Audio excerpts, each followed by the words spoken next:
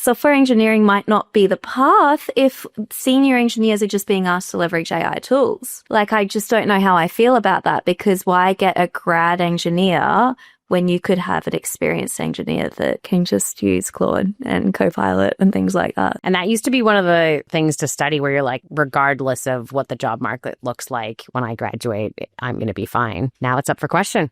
I don't know that I'm as skeptical. Mate, I did chemical engineering and I always have been like, you idiot. Why did you not do software? What the hell, man?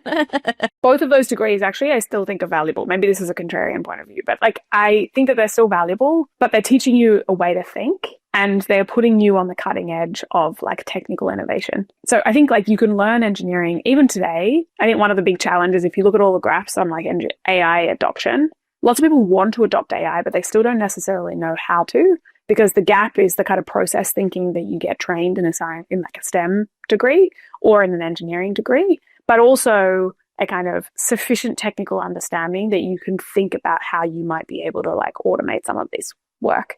Do not despair if you're currently doing an engineering degree and you're on like, what, year 3 of a 4-year degree, being like, no, you're probably still on the cutting edge of the adoption of these tools.